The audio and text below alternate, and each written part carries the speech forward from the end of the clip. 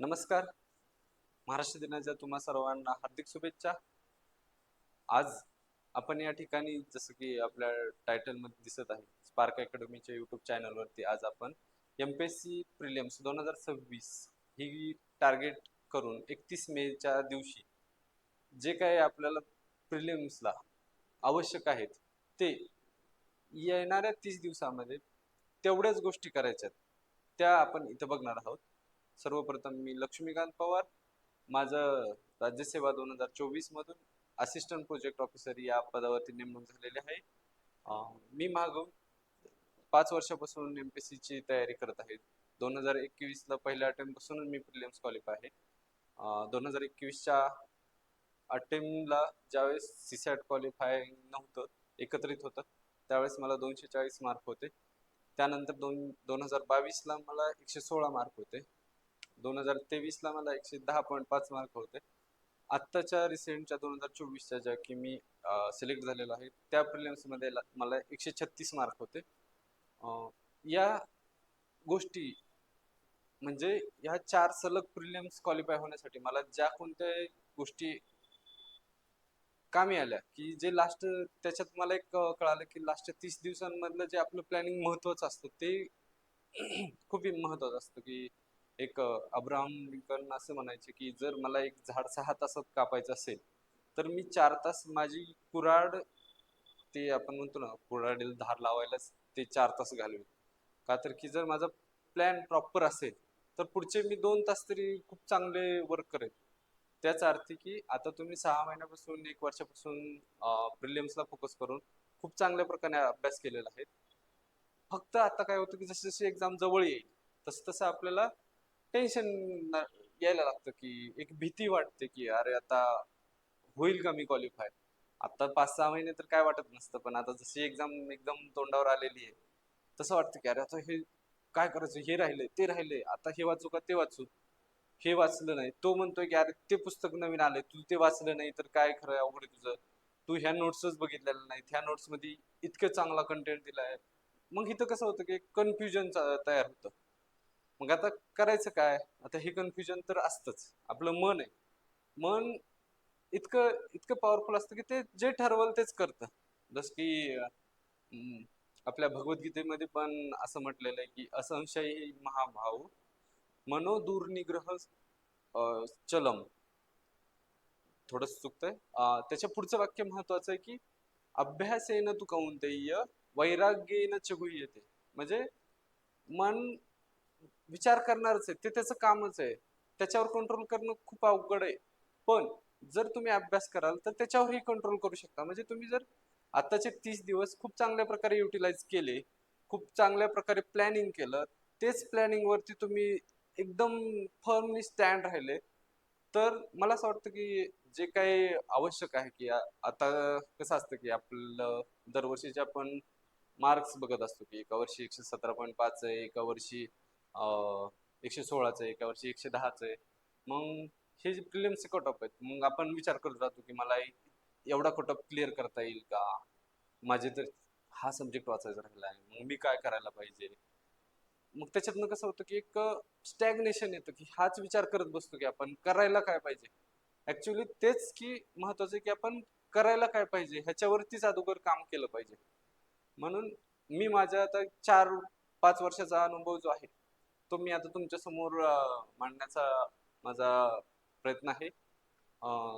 तर म्हणजे की जे काही सब्जेक्ट वाईज मी काय केलं माझ्या 30 दिवसात, मी लास्टच्या 30 दिवसामध्ये मी 4-5 वर्षापासून काय करत होतो की ज्याने मला प्रिलिम्स क्वालिफाय होण्यासाठी मदत व्हायची. आणि मी प्रिलिम्स 10 ते 12 मार्कांनी एक्स्ट्रानेच क्वालिफाय व्हायचे.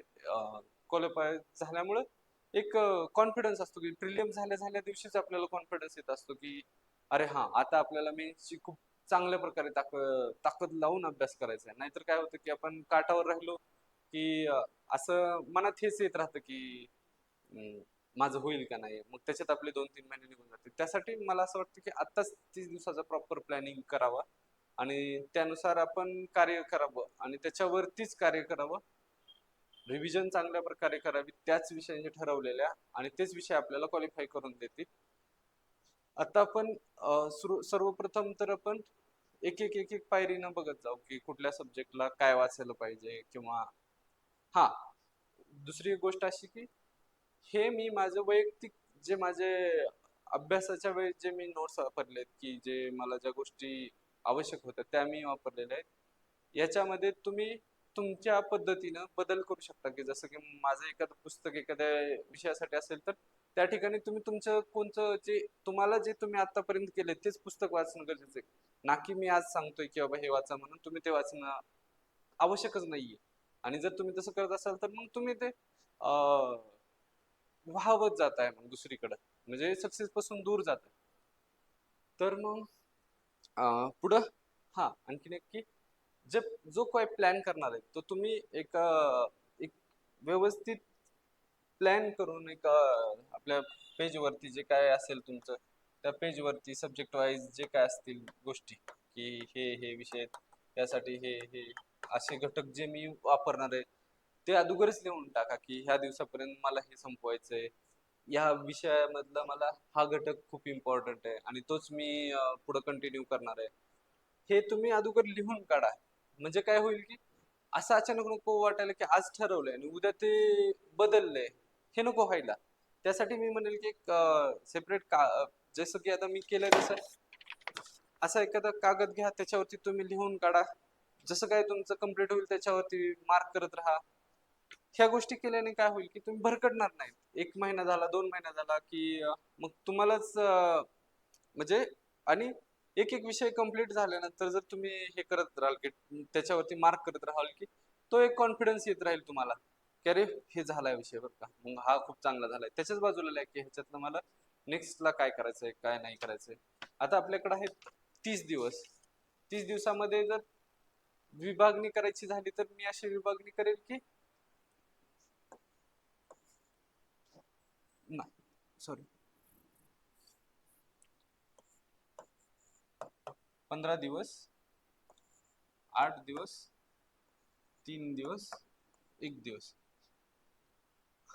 म्हणजे 15 8 23 आणि 3 6 26 आणि 1 27 आणखीन तुम्ही तुमच्या याच्यानुसार डिवायडेशन करू शकता याच्यानुसार म्हणजे आता पहिल्या 15 दिवसामध्ये तुम्ही एकदम चांगले थोरोली की बाबा प्रत्येक चॅप्टर प्रत्येक सब्जेक्ट तुम्ही व्यवस्थित वाचून म्हणजे वाचण्यापेक्षा व्यवस्थित रिव्हिजन झाली पाहिजे आणि ह्या 15 दिवसातच पुढच्या 8 दिवसात म्हणजे जे की दुसरी रिव्हिजन टाकणार आहे त्याच्यात आपण काय करणार आहे ते अगोदरच ठरवायचं परत ठरवायचं नाही की मी 8 दिवसात काय त्या 8 दिवसात की मी आज हे वाचू का ते वाचू ह्या 15 दिवसात जो सब्जेक्ट वाचायला चालू कराल त्याच दिवशी लिहायचं की मला नेक्स्ट रिव्हिजनला फक्त हेच चॅप्टर वाचायचे हे चॅप्टर माझे क्लिअर झाले झालं 8 दिवसाचं ते झालं 8 दिवसामध्ये तुम्ही की ह्याच्यातनं जे क्रक्स काढलाय की नोट्स आहेत बाबा पीवायक्यू रिव्हिजन बाबा किंवा टेस्ट सिरीजचं वाचायचं ते तुम्ही 8 दिवसात करायचं परत उरलेले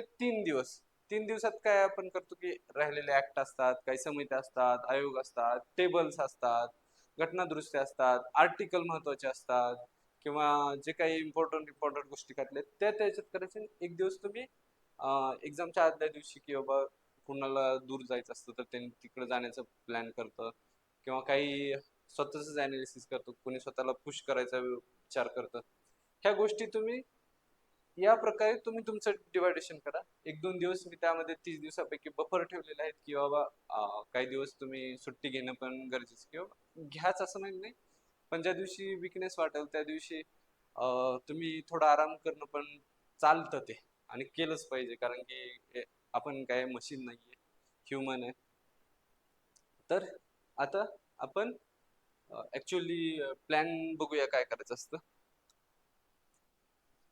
म्हणजे कुठल्या विषयासाठी काय वाचायचंय हा तर आता ऍक्च्युअल सुरुवात करूया आपण सुरुवातीला आपण घेऊया की हिस्ट्री हा विषय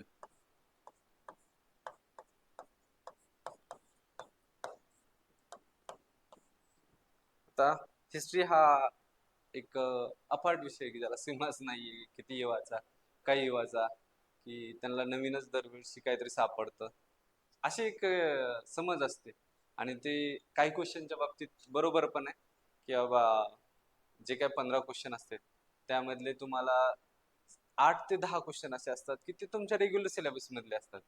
त्याच्यानंतर जे 5-6 क्वेश्चन असतात ते तुम्ही इतर म्हणजे आल्यानंतरच चेक करू शकता, असे काही असू शकतात. परंतु जर का आपण त्या इतर 5-6 क्वेश्चन मध्ये फोकस करण्यापेक्षा किंवा त्याच्यावरती लक्ष देऊन घाबरण्यापेक्षा मला असं वाटतं की जे काही 7-8 क्वेश्चन आहेत जे की आपले 10 तरी बरोबर यावेत अशी हिस्ट्रीला अपेक्षा असते आणि 10 आले तर तुम्ही एक चांगल्या प्रकारे स्कोर करण्यासाठी तो तुम्हाला मदत करेल. सुरुवातीला तर मी असं म्हणेल की हिस्ट्रीसाठी मी एकच मिनिट.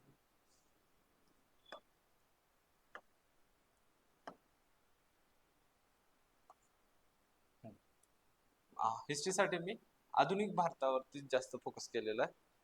प्राचीन भारतावरती मी कमीत कमी फोकस केलेला आहे. त्यानुसार मी सांगेल की सुरुवातीला मी समाधान महाजन वाचलेलं.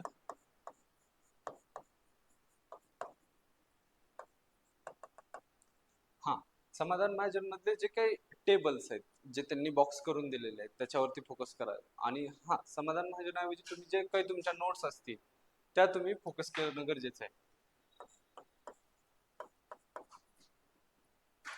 दुसरी गोष्ट जी की इम्पॉर्टंट म्हणजे मोस्ट इम्पॉर्टंट आहे ती समाज सुधारक.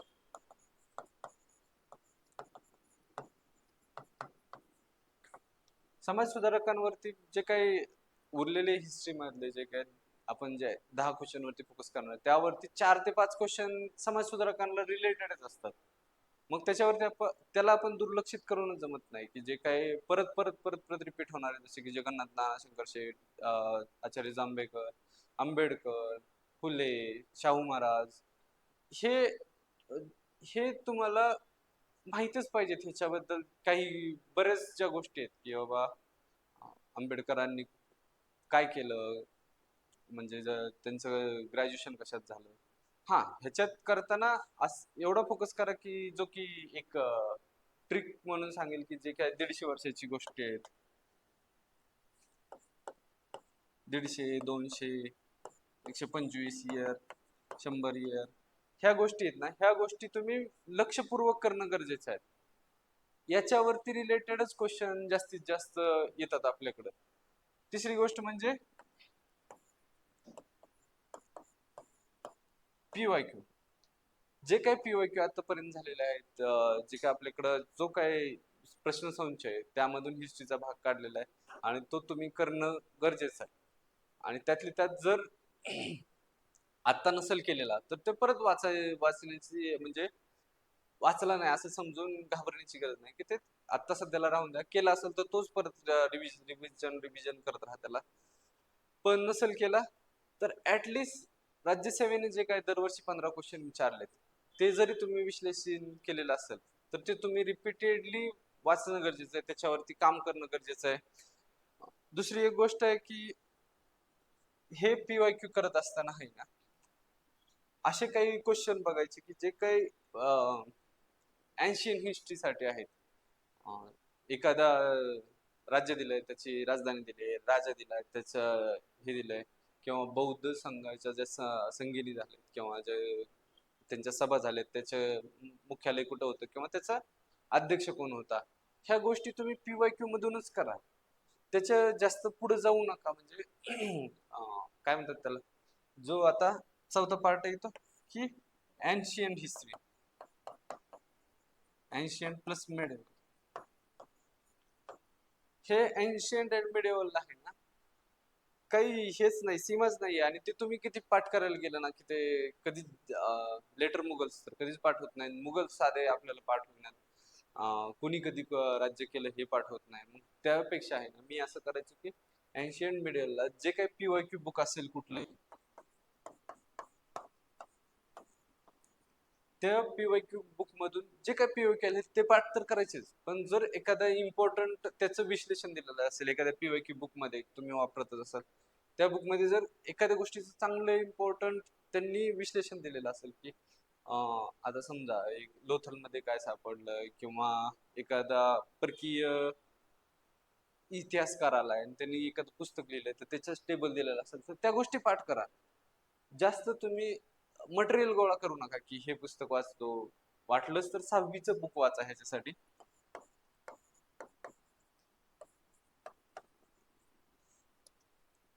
11वीचं बुक पण आहे, पण ते खूप वास्ट आहे. ते त्याच्यात असं आहे की एक पर्वत पोखरून उंदीर काढण्यासारखी गोष्ट आहे एन्शियंट मिडल हिस्ट्रीची.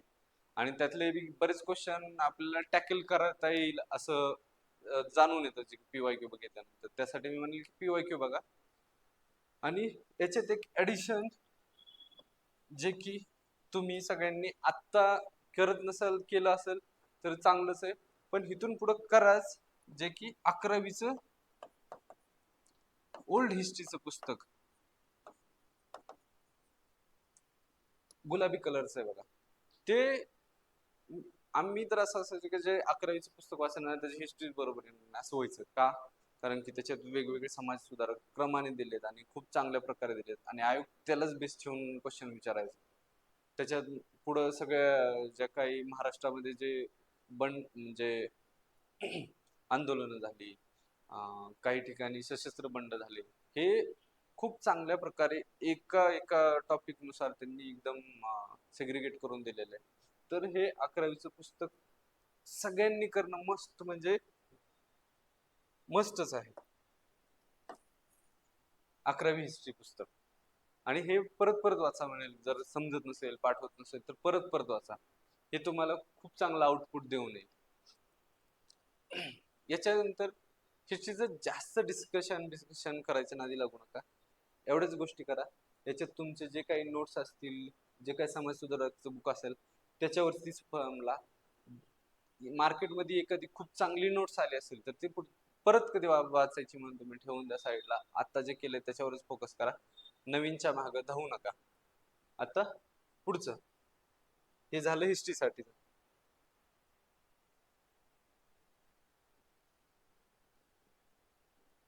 हिस्ट्री झालं. आता हिस्ट्री नंतर आहे की जिओग्राफी.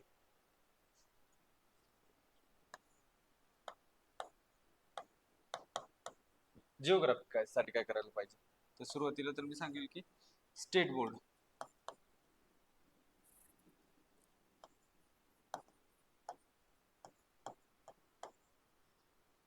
जिओग्राफीची स्टेट बोर्ड शिवाय फिजिकल जिओग्राफी आपल्याला समजूनच येत नाही असं मी म्हणेल. की तुम्ही किती पुस्तकं बघा, काही करा, पण स्टेट बोर्ड मध्ये जे चित्रानुसार ज्यांनी विश्लेषण करून दिलंय ना, त्याच्यासारखं इतर कुठल्याच बुक मध्ये मला तर सापडलेलं नाही. म्हणजे 6वी पासूनचे ते 12वी पर्यंतचे सगळे स्टेट बोर्डचे बुक्स. त्याच्यामध्ये मी काही ऍडिशन म्हणून जुने बुक सांगणार आहे की स्टेट बोर्डचे जे गरजेचेच आहेत.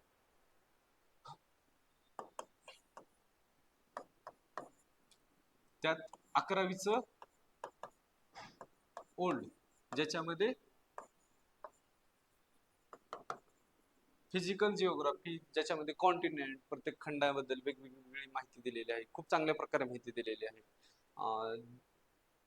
त्याच्यासोबतच 10वीचं पण ओल्ड, ज्यांनी इंडियाचे प्रत्येक पार्ट वेगवेगळे दिले ज्या पुस्तकामध्ये. उत्तर महाराष्ट्र, मैदानी प्रदेश, जो काय आपला पठारी प्रदेश आहे, इकडला पूर्वी रांगा, पश्चिमी रांगा, आणि बेटे, ह्याबद्दल वेगवेगळी माहिती दिली आणि आयोग त्याच्यातून आहे अशी कॅप्चर करून क्वेश्चन विचारतो. हे झालं आपलं स्टेट बोर्ड. दुसरी गोष्ट म्हणजे 11वीची NCERT. ह्या 11वीच्या NCERT मध्ये बऱ्याच गोष्टी दिलेल्या. बऱ्यापैकी म्हणजे 10वीचं जे ओल्ड बुक आहे ते सेम NCERT सारखंच जवळपास सेम असल्यासारखे, कारण की त्याच्यात पण भारताचं दिलंय आणि 11वीच्या NCERT मध्ये पण 11वी बद्दलच दिलेलं आहे.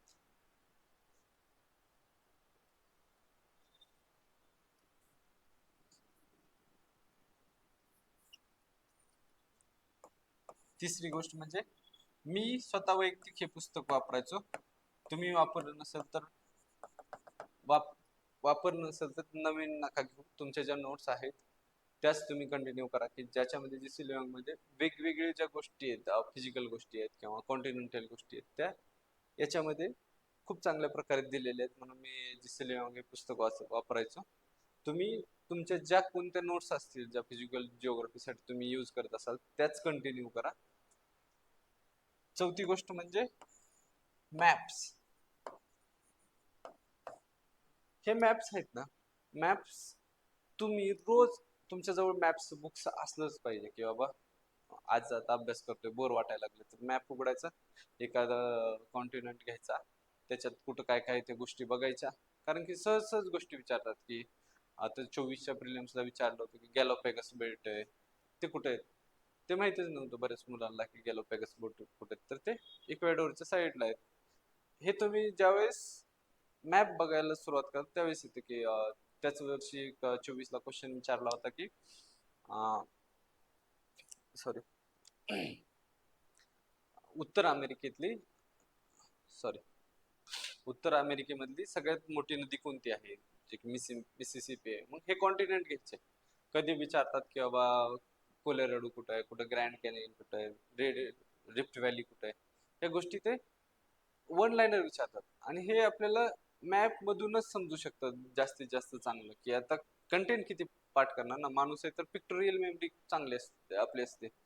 किंवा सहज सहज विचारतात की बाबा एखादी नदी उत्तरेकडे वाहतीये का दक्षिणेकडे वाहते का पूर्वेकडे वाहते, ह्या गोष्टी तुम्ही मॅप बघाल तर ते समजून येतात. आता सॅडल पीक कुठे आहे, अंदमानच्या पूर्वेला आहे का पश्चिमेला आहे, हे मॅप बघितलं की तुमच्या डोक्यात लक्षातच राहील की अरे ह्या साईडला मॅप च्या इकडे इकडल्या कोपऱ्यात होतं मग पूर्वेकडेच असणार आहे. ह्या छोट्या छोट्या गोष्टी त्याच्यातून कव्हर होतात. आता राहिलं महाराष्ट्र.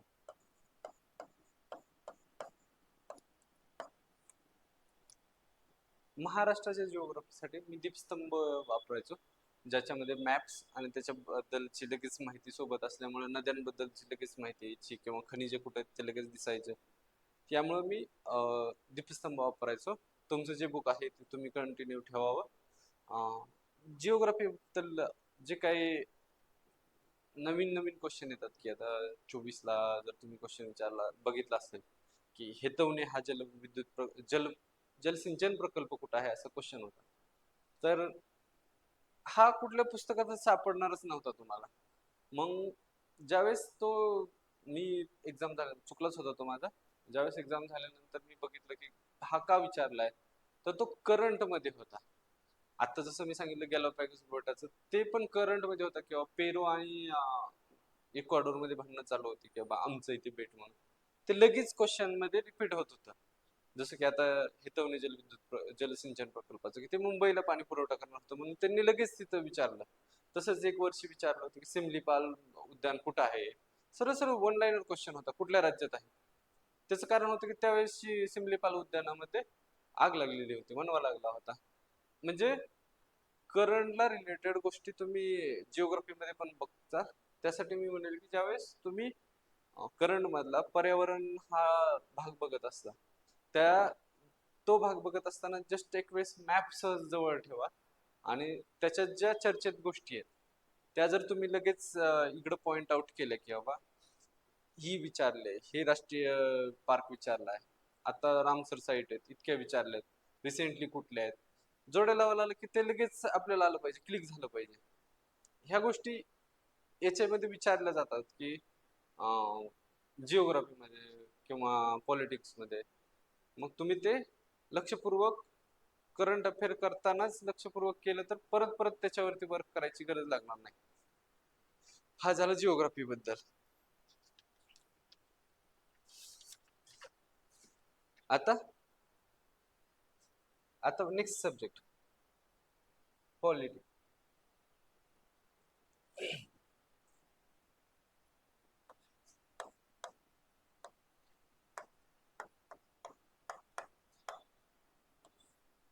राज्यशास्त्र. राज्यशास्त्राला महत्वाचं माझं बुक असायचं की हेमलक्ष्मीकांत. माझ्याच नावाचं पुस्तक असल्यामुळे मला ते चांगलं आवडायचं आणि त्याच्यामध्ये खूप चांगल्या प्रकारे कन्सेप्ट कन्सेप्ट म्हणतात ना की प्रत्येक गोष्ट दिलेली. आजपर्यंत असं बघितलं जातं की आयोग त्यातल्या वाक्यानुसार ही कॉपी करतं. तर मी म्हणेन की तुम्ही लक्ष्मीकांत वाचतच असाल तर तेच रिव्हिजन करा परत परत. नसेल तुमच्या ज्या नोट्स आहेत त्या तुम्ही परत कॅरी करा, परत त्याच वाचा. फक्त एवढंच की सोर्स चेंज करायच्या याच्यात जाऊ नका. हा झालं लक्ष्मीकांत. लक्ष्मीकांत मधलं काय काय करायचं की बाबा ह्यातले जे भाग आहेत, आर्टिकल आहेत, समित्या आहेत, आयोग आहेत किंवा घटनादुरुस्ती आहेत, ह्या गोष्टी तुम्ही एकदम चांगल्या प्रकारे करा तुम्ही. आणि हे करत असताना, लक्ष्मीकांत वाचत असताना तुम्ही रिसेंटचे 2-3 तरी PYQ जवळ ठेवा. म्हणजे आता 26 ला आपण एक्झाम देतोय तर 25 या इयर सोबत कनेक्टेड रिसेंटली 1 वर्षामध्ये ज्या एक्झाम झाल्यात त्याच्यामध्ये आयोगाने राज्यशास्त्रावरती काय क्वेश्चन विचारलेत, कसे क्वेश्चन विचारलेत हे बघत बघत जर दिसतं तुम्ही एक वेळेस दोन दोन पेपर रिसेंटचे बघितले किंवा पूर्वचे 2025 आणि 24चे, तर आयोग किती डेप्थ मध्ये जाते किंवा किती शालो विचारतंय ह्या दोन्ही गोष्टी कळतील. आणि त्याच्याने कसं होईल की तुम्ही ते जे पुस्तक आहे एवढं मोठं, तेवढं सगळंच्या सगळं फोकस करायची गरज लागणार नाही की बाबा पर्टिक्युलर गोष्टी माहीत असतील तर आयोग याच्यावरतीच क्वेश्चन विचारतं की या आता जर एखादा महान्यायवादी आहे, महान्यायवादीची नेमणूक कोण करतं, त्याला शपथ कोण देतं, त्याची पगार कोण देतं, ते कार्यकाळ किती असतो, या बेसिक गोष्टी माहीत असतील तरच त्याच्यावरतीच आयोग परत परत क्वेश्चन चुकवतोय हे कळून जात. आणि तेवढ्याच गोष्टी तुम्ही वाचत वाचत वाचत गेले ना पटपट, आणि ते रिव्हिजन पटपट होत राहील त्याच्याने. नाहीतर परत सगळं पुस्तक वाचत बसायचं म्हणलं की त्याला 3-4 दिवस फुकटचे वाया जातील. त्याच्यानंतर आहे की ह्या PYQच्या मी काय केलं होतं की माझ्या नोट्स मध्येच मी ऍड केलं होतं, जे की असे इकडल्या साईडला माझ्याकडे कलम असायचे आणि इकडलं जे पेज असतं असं जर जॉईंट पेज असेल तर इकडं कलम, आणि जर PYQ असेल तर त्या कलमाच्या रिलेटेड PYQ मी इकडे ऍड केले होते असे. आणि मी त्याचीच रिव्हिजन जास्त करायचो, कारण की आर्टिकल्स वरती आपण रिसेंटली बघितलं तर क्वेश्चन वाढत आहेत आणि कधी कधी एकदमच सोपे येतात आणि कधी कधी खूप डिफिकल्ट येतात. तर त्यामुळे मग मी आर्टिकल वरती जास्त फोकस करायचो. आता तर वाक्यांमध्ये पण टाकून आर्टिकल देतात, तर तुम्ही जास्तीत जास्त आर्टिकल जर पाठ करणं आताच करणं गरजेचं आहे की नंतर नंतर होणार नाही. आणि आर्टिकल पाठ करण्याची सोपी पद्धत अशी मला वाटते की जे काय पार्ट वाईज दिलेत की आता पहिल्या पार्ट मध्ये 1 ते 4च कलम आहे, दुसऱ्या पार्ट मध्ये 5 ते 11च कलम आहे, किंवा जे काय आपण राष्ट्रपतीची कलम बघतो की जे की 52 पासून ते 60-61 पर्यंतच आहेत, 62, सॉरी 62. तर असे जर पार्ट वाईज जर तुम्ही कलम पाठ केले की आता परिषदे संबंधित आहे की मी असं लक्षात ठेवलं होतं की 76च्या वरती दोघं, 76च्या वरती खाली दोघं. तर ते कसं व्हायचं की महान्यायवादीचं की त्याच्याने मंत्री परिषद पण लक्षात राहायची, त्यांनी चुकायचं नाही कधीच. नाहीतर कसं होतं की त्या कधी कधी इतक्या जवळ जवळ जवळ क्वेश्चन म्हणजे ऑप्शन देतं की एक वर्षी विचारलं होतं की विधान परिषदेची रचना कितव्या कलमात दिली, 168, 69, 70, 71. मग इथं आपलं कन्फ्युजन होतं. मग यावेळेस काय करायचं की पार्ट वाईज करायचं. पार्ट वाईज केलं ना मग लक्षात येतं की अरे पहिल्यांदा हे कलम होतं, मग ह्याच्यात हे सांगितलं, दुसऱ्या वेळेस हे होतं, तिसऱ्या कलमात हे होतं. म्हणजे असं जर तुम्ही केलं तर ते कमीत कमी वेळामध्ये जास्तीत जास्त तुमचं आर्टिकल्स पाठ होतील किंवा पाठ करायची जास्त गरज लागणार नाही. की पार्ट जर माहित असेल आणि त्याचा क्रम माहित असेल तर तो तुमच्या जास्त लवकर लक्षात राहील. त्याच्यानंतर महत्वाचं आहे की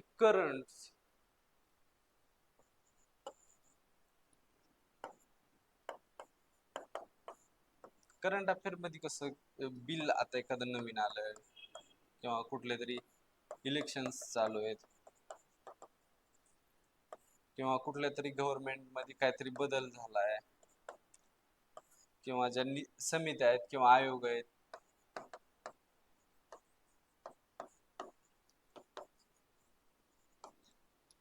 ह्याच्यामध्ये काही जर चेंज झालेला असेल ना तर आयोग त्याच्यावर डायरेक्टली विचारतं किंवा इनडायरेक्टली त्याच्यावर क्वेश्चन विचारतं. जसं की आता समजा मानव हक्क आयोगामध्ये काय बदल झालेला असेल तर ते काय करणार की एखादा वाक्य तर मानव हक्क आयोगाचा अध्यक्ष असं असं झालेला आहे, मानव हक्क आयोगाची अशी स्थापना झालेली आहे, मानव हक्क आयोगामध्ये इतके सदस्य असतात, अशा गोष्टी अशा टाइप मध्ये क्वेश्चन देतात. किंवा इलेक्शन, आता 4 राज्यांचे इलेक्शन आहेत, Paschim Bengal, Tamil Nadu, so and so. तर ते काय करणार की 4 असे हे देणार, तामिळनाडू, वेस्ट बेंगॉल, आणि इकडे त्यांचे सीट्स किती आहेत त्या विधानसभेचे, मग ते जोड्या लावायला देणार. किंवा सांगणार की यातली चुकीची जोडी ओळखा. म्हणजे करंट अफेअरचा असा आपण राज्यशास्त्रासाठी असा कनेक्टिव्ह अभ्यास करू शकतो. आणि जो की एक राहतो आपल्याकडून आणि सोडतो पण. मी पण थोडासा कमीच म्हणजे कमीच करायचो, दुर्लक्षच करायचो त्याच्याकडं, जो की पंचायत राज. का? कारण की त्याच्यावर आला तर हार्डली एक दोन क्वेश्चन येतात आणि ते सोपे येतात. एक तर कलम वाईज येतात, जोड्या लावा येतात, नाहीतर खूपच अवघड आला तर मग तो सुटतच नाही. मग हा पंचायत राज किती करायचा आतापर्यंत केला असेल तर करणं गरजेचं आहे का, हे तुम्ही तुम्ही ठरवा तुमच्या अभ्यासाच्या याच्यानुसार. की बाबा पंचायत राजवर एक दोनच कलम येतात, तो मी काहीच वाचला नाही, पण माझे पीवायक्यू बघून झालेले नाही, तर मी जास्त पीवायक्यू वर लक्ष ठेवेल ना की पंचायत राजवरती. कारण पीवायक्यू आपल्याला शाश्वत देईल की पुढं बा रिपीट होण्याची जे क्वेश्चन आले तर मी त्यातूनच सोडवेल. पंचायत राजचे वाटलंच तर फक्त पीवायक्यू बघा एखाद्या प्रश्नसंचामधून, त्याच्या व्यतिरिक्त काहीही करू नका. त्याच्या पुढचं आहे की इकॉनॉमिक्स.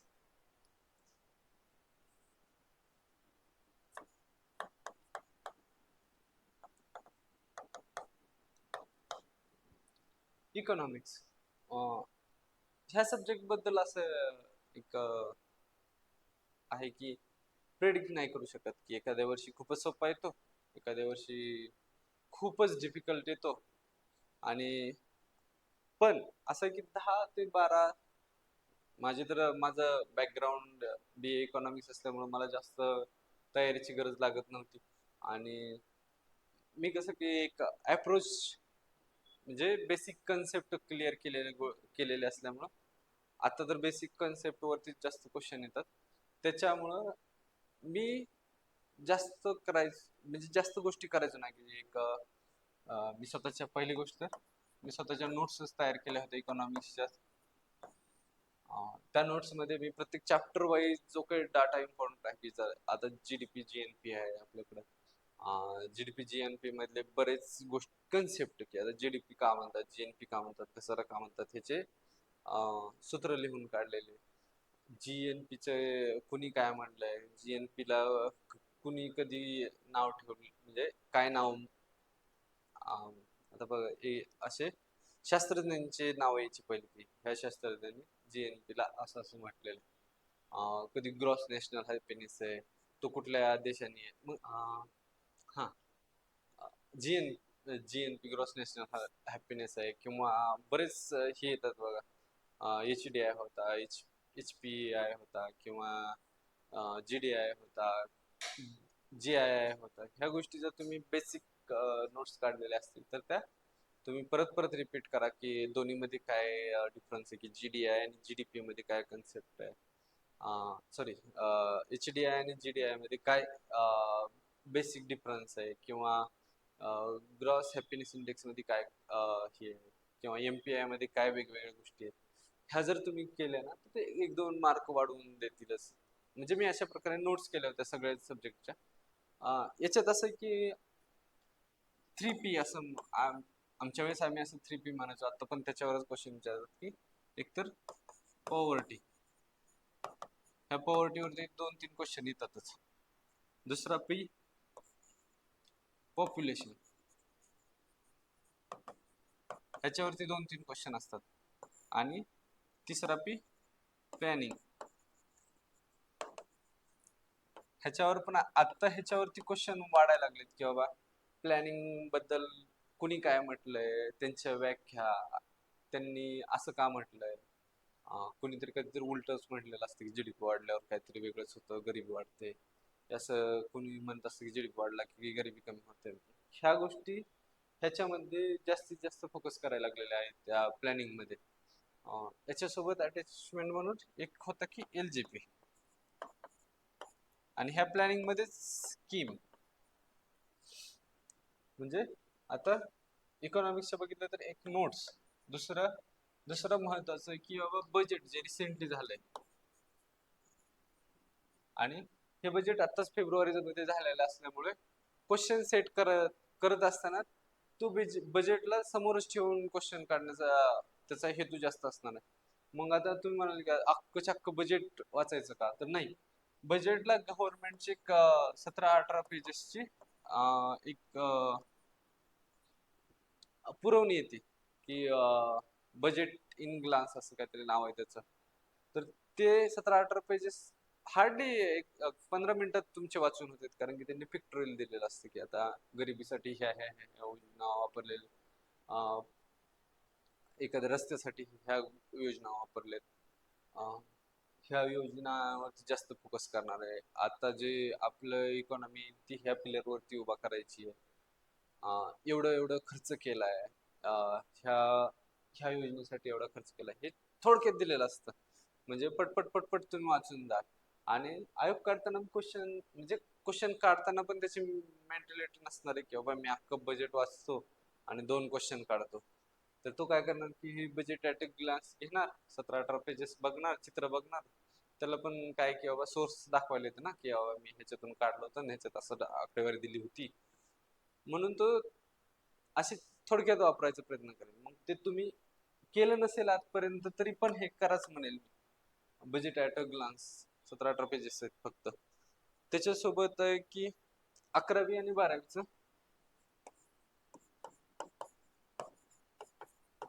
स्टेट बोर्ड, म्हणजे याच्यात कसं छोटे छोटे कन्सेप्ट दिलेत की गरिबी, पैशाबद्दलच्या व्याख्या दिल्या आहेत. पैशाबद्दलच्या व्याख्या ते सहज सहज आहे, विचारून जातं की पैशाला असं का म्हटलंय, पैशाला कोणी काय म्हटलंय, पैसा वाढला की काय होतं, महागाई कमी होते का वाढते, ह्या गोष्टी ह्या 11वी-12वीच्या पुस्तकामध्ये बेसिक बेसिक गोष्टी तुमच्या समजून जातील. किंवा पॉवर्टी बद्दलच्या व्याख्या आहेत. कुणीतरी असं म्हणलंय की बाबा रॅग्नर फिश काहीतरी म्हणलाय, किंवा अजून कोणीतरी मार्क्स काहीतरी म्हणलाय, त्या गोष्टी ह्याच्यात येतात आणि आयोग त्याच्यातनं जास्तीत जास्त विचारायचा प्रयत्न, म्हणजे मला म्हणायचं की यातल्या तरी ऍटलिस्ट पाठ करा आणि पीओकी मधल्या काही छोट्याशा छोट्या फार गोष्टी आहेत त्या पाठ करा, जास्त करू नका. कारण की अचानक काहीतरी ते एक वर्ष विचारलं होतं, एका शास्त्रज्ञाचं मत दिलं होतं आणि 2 वाक्य दिले होते. एक पॉझिटिव्ह वाक्य होतं आणि एक निगेटिव्ह वाक्य होतं. मग सगळ्यांना वाटलं की पॉझिटिव्ह असं झालं तर हेच होतंय, हे सगळ्यांना माहित होतं. पण ते शास्त्रज्ञांनी त्यावेळेस काय डोकं लावलं होतं आणि त्यांनी उलट बोललं होतं की असं झाल्यावर असं होईल म्हणून, आणि तेच त्यांनी आयोगाने दिलं होतं. अं, ह्याच्यात नंतर महत्वाचं की सिलेक्टिव्ह पीओक्यूचे टॉपिक बघा.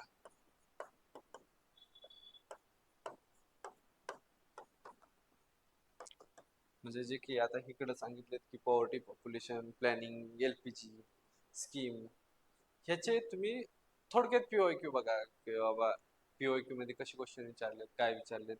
आणि ज्यावेळेस तुम्ही हा स्कीम ज्यावेळेस तुम्ही करायला लागचाल ना, त्यावेळेस फक्त डेट्स, त्याचा उद्देश काय आहे, त्याचे टार्गेट्स काय आहेत, त्याचे टार्गेट इयर काय आहे, आणि त्याच्यावरती किती खर्च झालाय. खर्च तर काय पाठ होणार नाहीये प्रत्येक योजनेचा, पण ह्या 3-4 गोष्टी तर तुमच्या पाठ असणं अपेक्षितच आहेत. आता हे प्लॅनिंग बद्दल आहे ना, आता जे क्वेश्चन वाढायला लागलेत ना, त्याच्यासाठी एक अटॅचमेंट म्हणून मी फक्त YCMO ची PDF डाउनलोड केली होती. एक प्लॅनिंगचं बुक आहे आणि त्याचे फक्त प्रत्येक चॅप्टरचे पहिलं पहिलं पेज फक्त जस्ट गो थ्रू केले होते. किंवा मला वाटतं बामणे सरांनी एक लेक्चर घेतलं होतं, त्याच्यात बी त्यांनी YCMO चे थोड्या थोड्या गोष्टी सांगितलेल्या आहेत. तर त्या तुम्ही बघून घ्या एकदा, जर जमत असेल तर तुमच्या वेळेनुसार. पण हा, आता 3 जे सांगितले ना की बाबा हिस्ट्री तितका इम्पॉर्टंट नाहीये, पॉलिटी, जिओग्राफी आणि इकॉनॉमिक्स हे माझे टार्गेटेड सब्जेक्ट असायचे. पॉलिटी, जिओग्राफी, इकॉनॉमिक्स की ह्याच्यात मी मॅक्झिमम स्कोर करायचा प्रयत्न करायचो, का तर की हिस्ट्रीची काय गॅरंटी असायची नाही किती मार्क देईल. हे जे आहेत ना, पॉलिटीला आउट ऑफ यायचं, जिओग्राफीला मॅक्सिमम बरोबर यायची 20. म्हणजे जिओग्राफी आणि एन्व्हायरमेंट जर तुम्ही काउंट केले ना, तर ते 20 पेक्षा जास्त कधी कधी क्वेश्चन यायचे, किंवा 20 क्वेश्चन तरी यायचे. तर त्यामध्ये मी 16-17 मार्क घेण्याचा प्रयत्न माझा असायचा. 1-2 ठीक आहे बाबा चुकले तर. इकॉनॉमिक्स पण इकॉनॉमिक बॅकग्राऊंड असल्यामुळे म्हणजे 12-14 क्वेश्चन बरोबर यायचे कधी कधी. ते कधी 10च्या खाली मी कधी झालो नाही. जरी ना अभ्यास करता जरी गेलो तरी 10च्या खाली येत नाही, कारण बेसिक क्लिअर आहेत. आता हे झाले 4 सब्जेक्ट. त्याच्यानंतरचे महत्वाचा सब्जेक्ट राहतोय आपला, तो म्हणजे की सायन्स.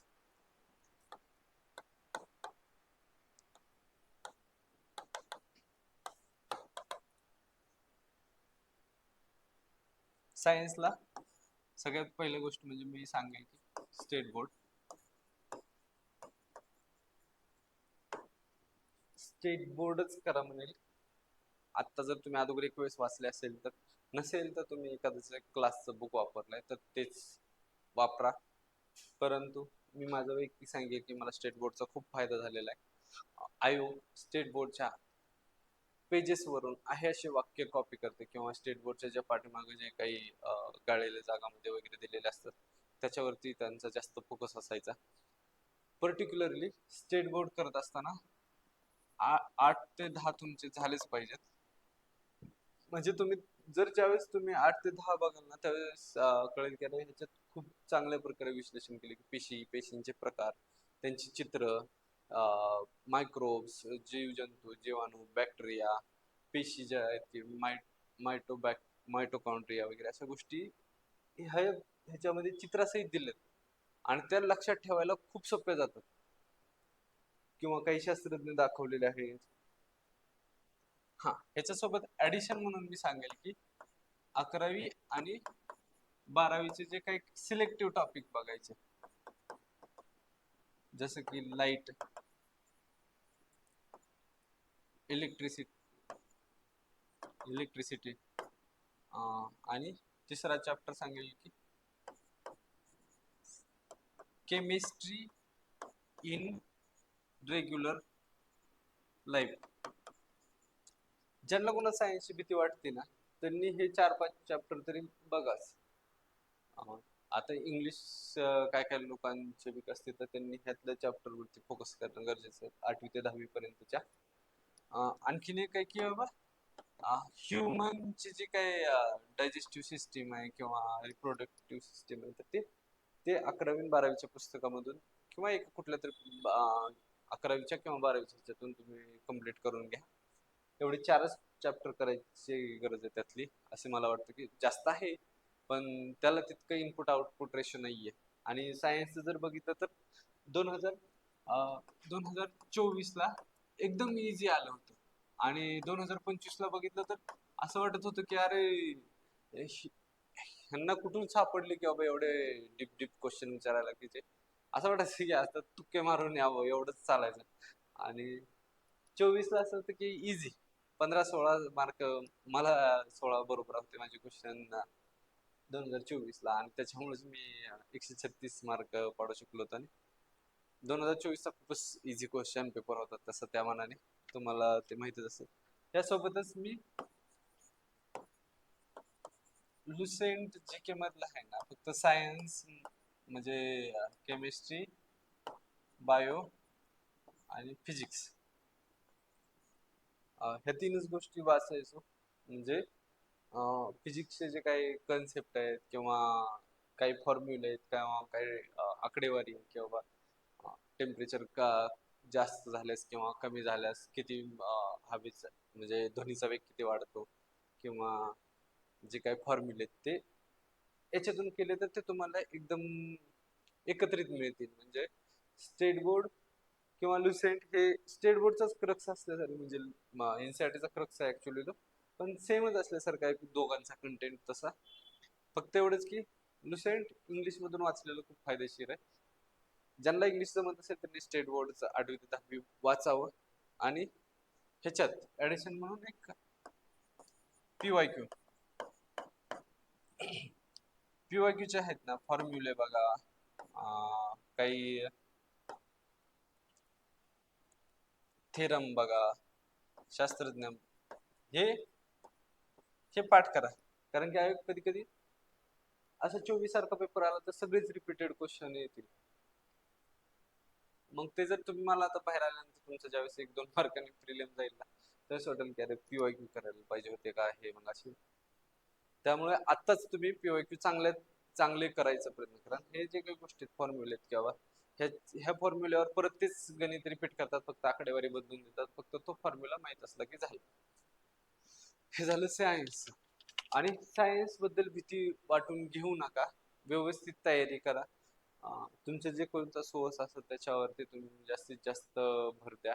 एखादा चॅप्टर तुम्हाला अवघड जात असेल तर युट्यूबवर तर आजकाल खूप मोठा कंटेंट उपलब्ध आहे, तर तो वापरा. नवीन क्लास लावू नका की मला सायन्स अवघड जाते म्हणून, कारण की इथून पुढं क्लास किंवा एखादा लेक्चर सिरीज किंवा वन डे रिव्हिजन बॅच ह्या अशा गोष्टी जर काहीच केलं नसेल तर काय फायदा होणार नाही. कारण की रिव्हिजन बॅचेस फक्त तुम्ही अभ्यास केला असेल तरच ते फायदेशीर होतं. आणि नवीन नोट्स बाजारात कुठे कधीच वापरू नका.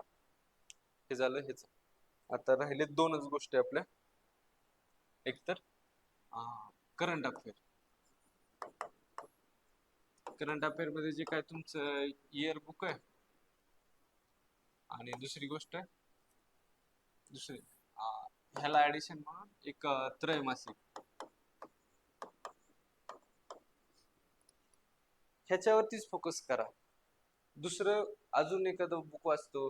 मागल्या वर्षी सिम्प्लिफाईड मधून क्वेश्चन आले नव्हते, मग मी आता दुसरं पुस्तक वाचतो, किंवा ह्या पुस्तकातून जास्त क्वेश्चन येतात मग मी आतापर्यंत सिम्प्लिफाईड वाचलंय तर मी आता नवीन पण वाचतो. नको, काहीच गरज नाही. जे वाचलंय तेच परत एकदा वाचा. करंट अफेअर वाचताना मात्र असं करा की जे काही इम्पॉर्टंट गोष्टी आहेत की बाबा एखाद्या शास्त्रज्ञाचं निधन झालंय, किंवा एखाद्या राज्याचा मुख्यमंत्री नियुक्त झाला, नवीन नेमणूक झालेली आहे, किंवा आता एखादा नीती आयोगाचा अध्यक्ष झालाय, अशा म्हणजे ज्या काही गोष्टी आहेत ज्या की हायलाइटेड आहेत किंवा लक्षात असायला पाहिजे होतं, मग त्या गोष्टी डीपली करा. बाकीच्या गोष्टी वरवर बघा. जरी पुस्तकामध्ये कितीही कंटेंट दिलं असेल तरी पुस्तकाला तर ते द्यावंच लागणार आहे, कारण की उद्या क्लेम करावं लागणार आमच्या पुस्तकातून आलंय तर. ते त्याच्या मागे तुम्ही जाऊ नका किंवा पुस्तकात दिलंय म्हणून मी वाचतो, कारण की याच्यावर बी 15च क्वेश्चन आहे. मी स्वतःला असं मानायचो की तू जास्त पॉलिटी आउट ऑफ देईल. करंट तू कितीही कर, एका सर्टन लिमिट नंतर पुढे जाणार नाही. आले तर 14 बरोबर येतील, नाही आले तर 7 बी बरोबर येणार नाही. असं खरंच असं आहे की बाबा आले तर खूप सारे बरोबर येतात, नाही आले की काहीच येत नाही. मग असं वाटतं, बाहेर आल्यावर वाटतं की अरे एवढं वरवर होतं, वाचलंच होतं, या पुस्तकातच होतं. नाही, ते कधीच काम करत नाही. एक जस्ट जे बरोबर आहेत 7-8 क्वेश्चन आहेत त्याच्यावर टार्गेट करा, किंवा जे काय तुम्ही करणार आहे ते व्यवस्थितच करा. त्याला एक ऍडिशन तुम्ही म्हणाल की एवढंच करू का, तर रिव्हिजन म्हणून तुम्ही मागडल्या 12 ते 14 महिन्याचं मंथली युट्यूबवर तुम्हाला कुणाचं बी तुम्हाला जे ट्युनिंग आवडेल त्यांचं ऐका. आता स्पार्क अकॅडमीचं पण करंटचं चालू आहे, ते बघू शकता, किंवा इतर तुमचे जे कोणची आवड आहे ते तुम्ही त्याच्यानुसार जा. पण म्हणजे जस्ट आता जेवायला बसलोय काय करू, तर एखादं रिव्हिजन लेक्चर जे 1 इयर मंथली आहे, किंवा एखादं ह्याच्याबद्दल लेक्चर असेल की पुरस्कार आहे, नोबेल बद्दलचे पुरस्कार आहेत, तर ते ते बघत राहा ऍडिशन म्हणून. नवीन नाही सांगत आहे, तुम्ही जे वाचलंय त्यालाच फक्त एक रिव्हिजन म्हणून, टाइमपास नको म्हणून तेवढं करायला सांगतोय, जास्त नाही. हे झालं करंट अफेअरचं. आता लास्टला राहिला की एन्व्हायरमेंट.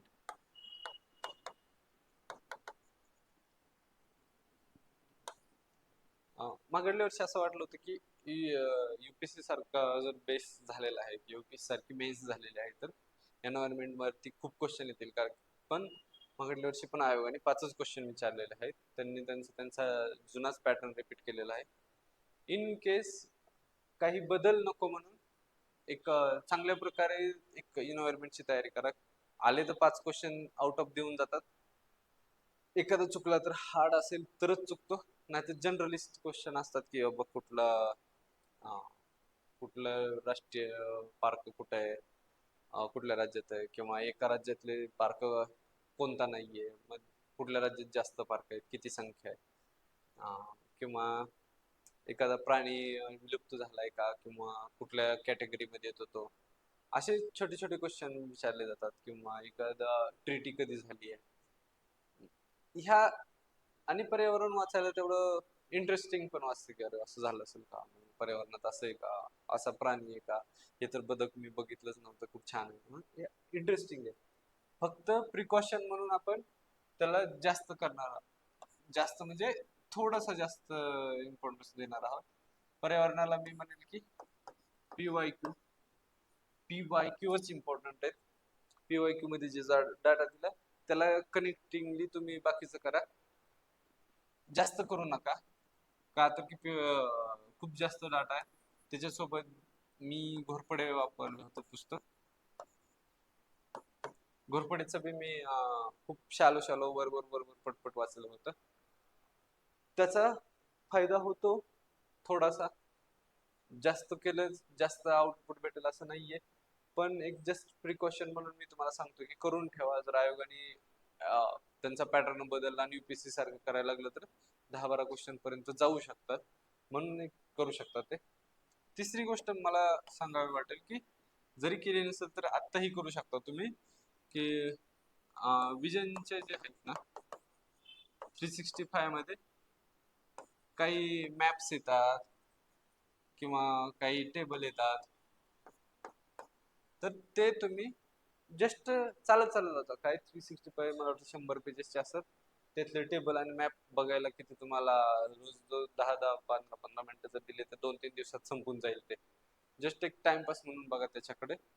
जर एखादं इम्पॉर्टंट वाटलं की बाबा एखाद्या ट्रिटीला 70 वर्ष झालेत, एखाद्या ट्रिटीला 50 वर्ष झालेत, 25 वर्ष झालेत, किंवा ती ट्रिटी सध्या खूपच चर्चेत आहे, तर ती ट्रिटी तुम्ही करणं गरजेचं आहे. किंवा लास्ट इयर मध्ये ती ट्रिटी खूप इम्पॉर्टंट असेल तर ती याच्यामध्ये कव्हर केलेली आहे.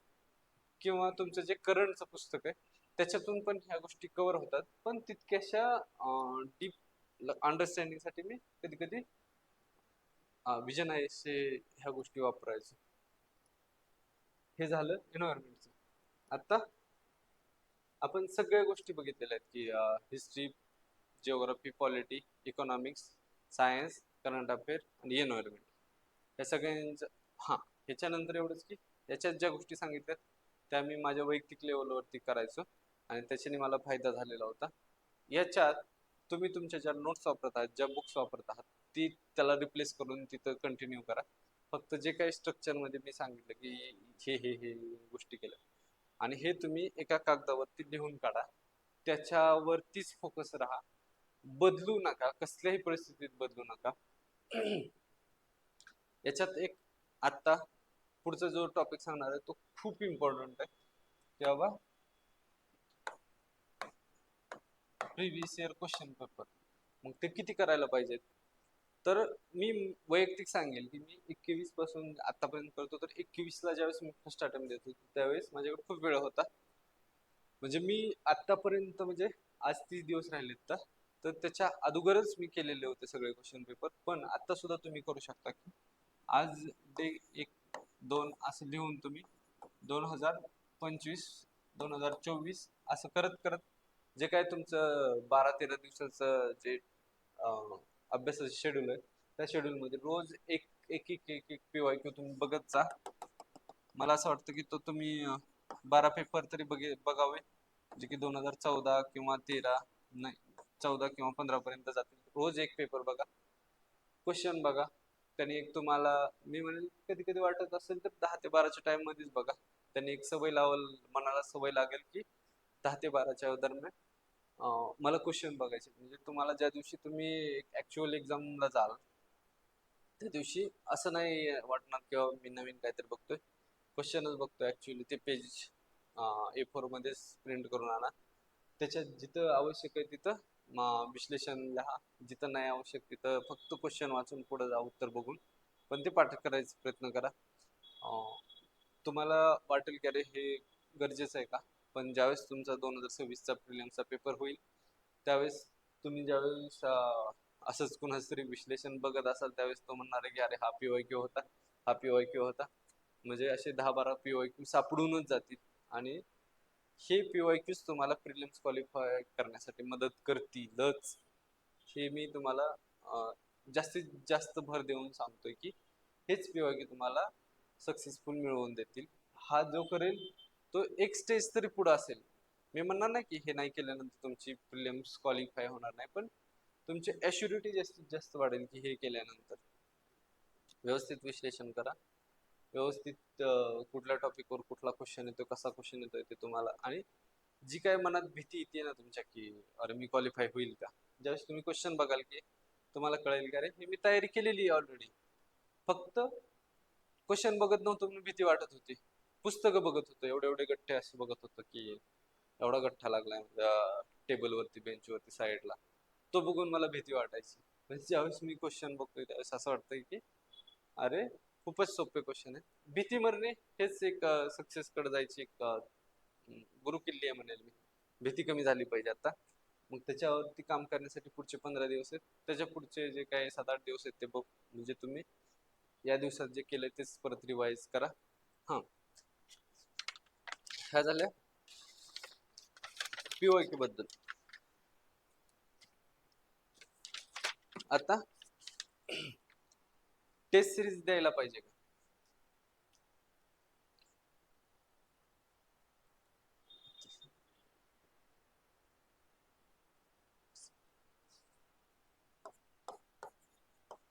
टेस्ट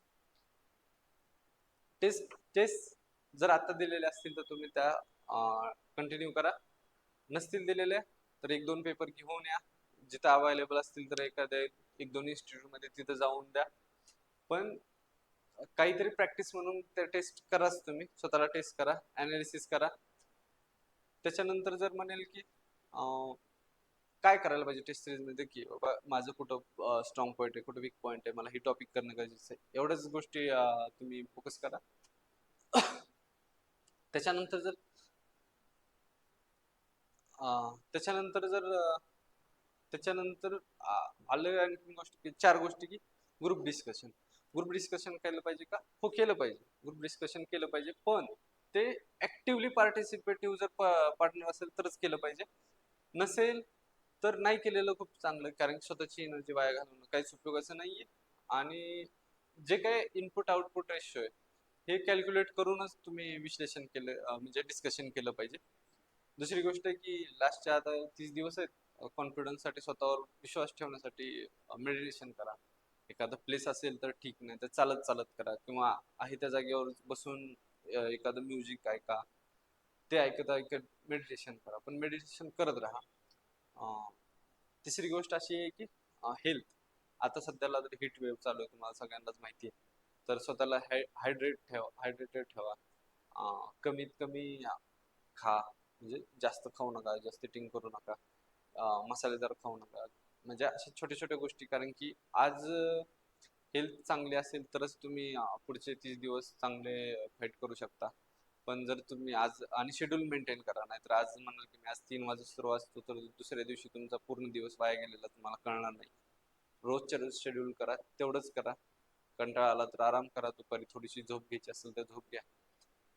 आणि लास्ट थिंग एक अशी आहे की निगेटिव्ह लोकांपासून दूर. 2 किस्से सांगतो. एक किस्सा असा होता की माझ्यासोबत की 1 वर्ष जे म्हणजे आत्ता असं 30 दिवस राहिले आणि मी एका मित्राला कॉल केला. तो मला म्हणला की हे वाचलं का? मी म्हणलं नाही वाचायचंय आता.